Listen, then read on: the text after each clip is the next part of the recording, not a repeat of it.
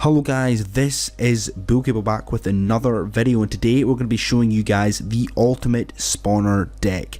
Now I actually had an original ultimate spawner deck with the tombstone in it, which would make it the ultimate spawner deck, but it's not the best with the tombstone. We do have one replay with this tombstone in the deck, and we actually did win, but we only got one crown, and you guys will see basically how I use it. I personally think the tombstone isn't really an offensive card, it is more of a defensive card to distract troops and basically like distract like your prince or your hogs. I don't really like using it for an offense because it's not really worth 3 elixir and it doesn't really do much at all. So first we lay the spear goblins bottom right hand corner, and obviously we've got the brand new furnace in the deck, which will make the spawn decks even better, and I tell you guys what, the furnace is great. I don't actually have the fire spirits card in the deck, even though I have got it pretty high, as you guys may have noticed from the last opening video where we got so many fire spirits, but we're just trying this out anyway. We've got the spear goblins and we've got the furnace down at the moment. When we get that bar put down, that's when it properly gets going. I'm not really sure if this is the deck where I add the rage in. This might be the second replay. Every replay I change the deck up a little bit to try and make it a bit better. I did put the giant skeleton in to act as almost like a tank, and it will take waves out as well. So I think it's a pretty good addition to the deck. So we're getting the spear goblin hunter, and now we've got all 3 spawners down, and then it just starts working away, and it's so good guys. He has actually even got the bomber tower, which is a complete counter to the spawner decks, and but we've got that baby dragon to deal with that. The baby dragon is a very good card, and it's actually one of my favourite cards in the game. It's a very good tank, and it can take down obviously your spear goblins and stuff so easily. So it's tanking the tower, then it's giving us enough time to push on that tower. We get the giant skeleton down as well, and there's not really much he can do. He actually fireballs the giant skeleton, because I don't even know why he did that. But we've got the everything's pushing up hard now, and there's not really much you can do. This is going to drop with that giant skeleton, boom, and we get the first star. So as you guys can see, we haven't even used the arrows, or we haven't even used the skeletons yet, have not even used the tombstone. So that's why I think just from this battle is the reason why I removed it from the deck, and it was a good decision. As you guys will see, we actually got 1 star in this battle, 2 stars in the next battle, and 3 stars in the last battle, and the 3-star battle is the best spawner deck in my opinion in the game so far. That it's just so balanced, and you guys can try it out for yourself. I'm not an actual spawner deck user myself. This is just all friendly games as well, just because I don't really want to lose any of my trophies at the moment, because I'm actually going for Legendary League, and I'm going to make a video when I eventually reach there, so look out for that. I used the tombstone the first time there just to distract that hog. The only reason it's actually used is a distraction. That's when I ever use it. It's either you use that or the cannon to distract the troops. So as you can see, we actually got that little 1 star there. So we're going to go on to the second battle, where we switch it out and we actually change. We put poison in because I've got a level 3 poison, and we put a rage in. So we replaced the arrows and we replaced the rage. Now the reason I put the poison in, because I can set the poison up on the base and it will put in front of the base as well. You guys will see it in action. It's actually very good. It means that they will not want to deploy troops within that area that the poison's there, and it's just also good for taking down buildings, and it's just a great card in general. So we lay the furnace first. Obviously we need to back that up. That's why I laid the giant skeleton to take the hits from the base, because as you guys will know, that oh my goodness, the fire spirits will just get taken out straight away by the tower, but that giant skeleton obviously takes down the horde, and we actually got a bit of trouble here. So I lay that poison, and it was kind of a big waste there, because I did not even lay them on the spear goblins. That's why I said oops there, and we're just pushing up, starting our, I wasn't too worried there. I might actually lay the arrows, the archers, sorry, just the first time I actually used them, I should probably remove them from the deck, and maybe get a projectile, maybe a rocket or something like that.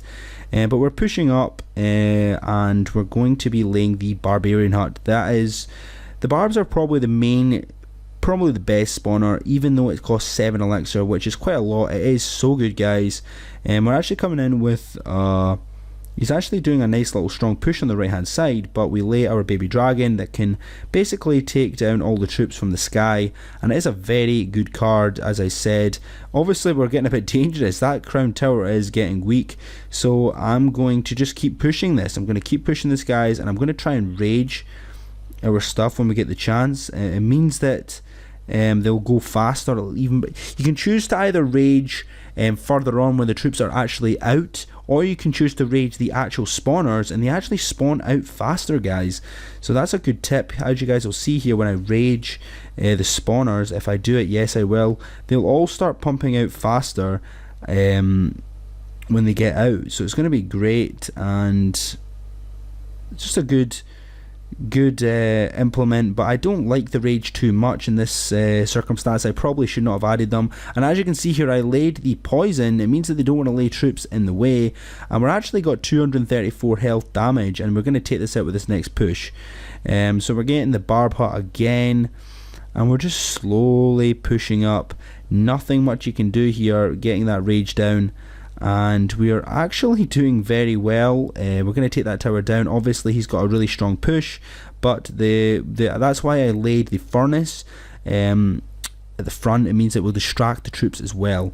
So I either decide to go straight for the crown tower right now, or we can start going defensive and lay our furnace, but we're going to really need to do something here. So I lay that poison, taking all the troops out, great into the game, and then I actually rage to start basically getting all the troops out and using the crown tower, which will shoot faster. So I think I decided to start going defensive here and start laying spawners down the left hand side, because of the fact that we are kind of struggling to defend, and we can go straight for the base.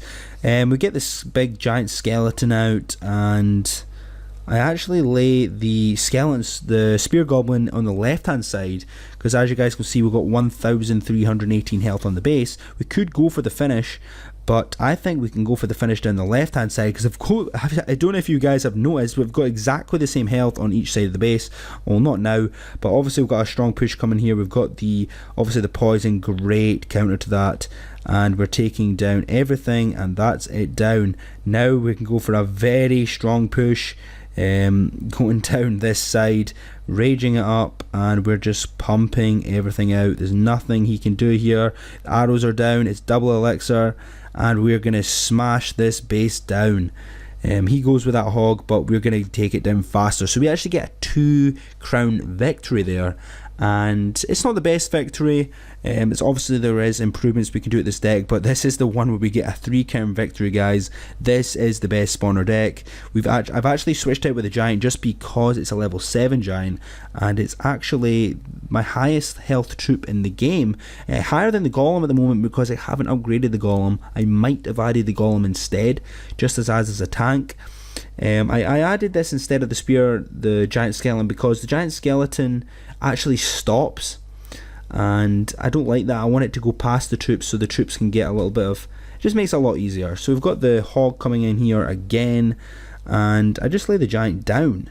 So I get that giant down, and then I lay the furnace in the back, and we just start pushing up nicely. So I was actually thinking this is pretty good. He's got the bomb tower down as well. He's actually got skeletons as well. We've got that baby dragon, which is great. It will counter all of them, his spawner, his tombstone, and it will counter his giant skeleton, the skeleton bomber, sorry. And we're just going for a great push. We've got that giant on the base. It just does so much damage.